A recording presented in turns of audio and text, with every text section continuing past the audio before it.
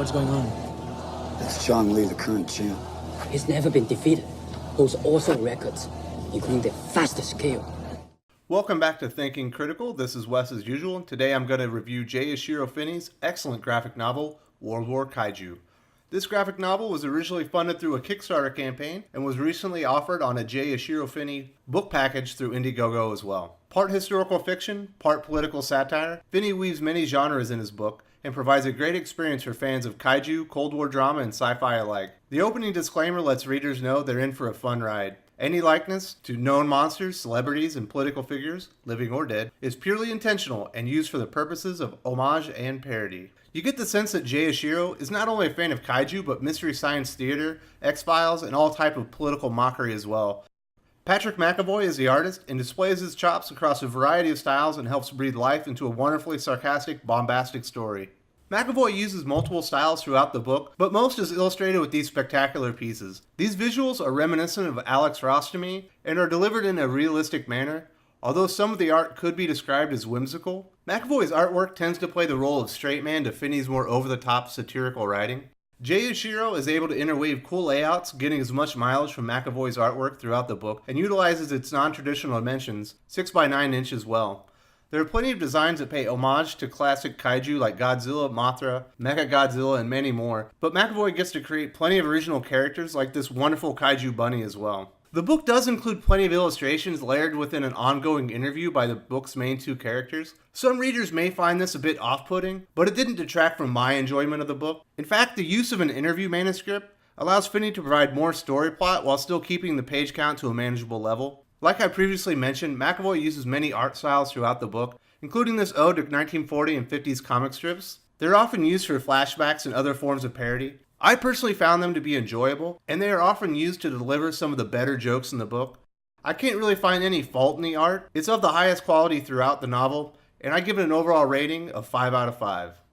There are only two characters that get a lot of development in the novel: Keegan, a highly decorated anti-establishment reporter, and Hampton, a salty CIA veteran who's been with the US Kaiju program since its inception. The relationship between Hampton and Keegan reminds me a bit of the smoking man and Mulder from X-Files, although Hampton certainly isn't portrayed as an antagonist. They are confrontational with each other throughout, but there is a certain sense of trust by the end of the story. Hampton seeks out Keegan to tell his story and drop a bombshell on the reporter of how the kaiju arms race led to World War III. One of the slight failings of the story is that by the end, you don't get a real sense of why Hampton decided to become a whistleblower on the government's secret kaiju program, or what this bombshell really is. Later in the book, Hampton reveals how he became involved in the kaiju program to begin with. You learn that he was in over his head and certainly not qualified to be the CIA's leading kaiju expert. A far cry from the grizzled vet we meet to begin the story. Keegan's story is not quite as deep as his counterpart. He starts out very skeptical, and even ends their interview at one point due to disbelief and mistrust. He comes to believe more as the story goes, and even gets parts of Hampton's story validated from late astrophysicist Carl Sagan in a hilarious psychedelic scene.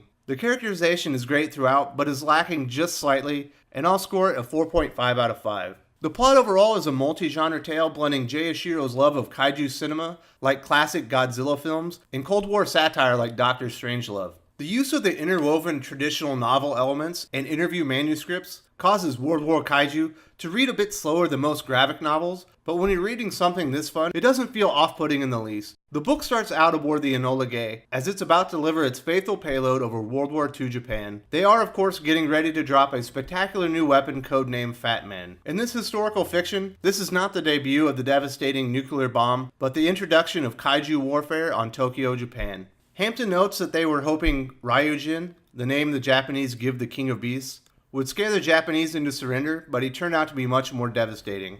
This starts the Kaiju Cold War the story revolves around. There are plenty of obvious tributes to monster movies like Godzilla, Mothra, and Attack of the Crab Monsters throughout. There are also more obscure Easter eggs hidden in the book, as Finney pays homage to more works of fiction and other pop culture references than I can point out. There are plenty of historical events and characters woven throughout being affected by the Kaiju Cold War. One of my favorites are two pixies, an ode to the Shobijin priestesses from the Mothra films, reaching out to Dwight Eisenhower. They try to broker peace between the US and Soviet Union to thwart the Kaiju Cold War. There's also a pretty hilarious story of their interaction with Stalin to boot. The Pixies also reveal the origin of the substance that allows the creation of the Kaijus in a very Lovecraftian moment. My favorite sequence in the book is undoubtedly when the Martians visit Earth to sell President Harry Truman on an investment opportunity to turn the planet into a luxury vacation destination for the galaxy. Bomar, the Martian salesman, is a terrific parody of get-rich-quick scammers, and it's weird things like this that make the book even more enjoyable. Of course, President Truman is skeptical of falling for the oldest political trick in the book and calls them common hucksters. Truman orders their ship shot down by one of the U.S. Kaiju and leads to the hilarious reveal that this became the famed Roswell UFO incident. There is a very cohesive story throughout, but these side tales are fun and great laughs in my opinion. I find the plot to be everything I want in a historical fiction satire, and I give it an overall 5 out of 5. As you would expect from a graphic novel, there are plenty of extra materials in the book, including this kids cartoon with a band of kaiju heroes being led by the original Fat Man. There's also a fun comic strip, kaiju safety pamphlets, as well as a rather robust dossier on Project Anvil, the kaiju program codename. All in all, there are about 20 pages of bonus materials in the book. This is an excellent graphic novel, and the creative pairing of Finney and McAvoy is terrific. Both of their works are of the highest quality and synergize to elevate the final product. There are a few minor issues, and I give the book an overall rating of 4.5 out of 5 and my highest recommendation. This graphic novel has been in print for a while and is available digitally on Comixology as well. Of course, these are just my opinions. What say you? If you've read it, would you recommend it to a friend? Does this review get you hot and bothered about World War Kaiju? Please let me know in the comments down below. If you enjoyed this video, please give it a like. I would appreciate it very much. It helps us attract more views for the channel. Subscribe for future commentary, comic book news, and reviews. And don't forget to ring the bell for notifications. If you want to talk comics, movies, and much, much more, you can follow me on Twitter at Wes_from_TC. With that, Salamat Po, and I'm out.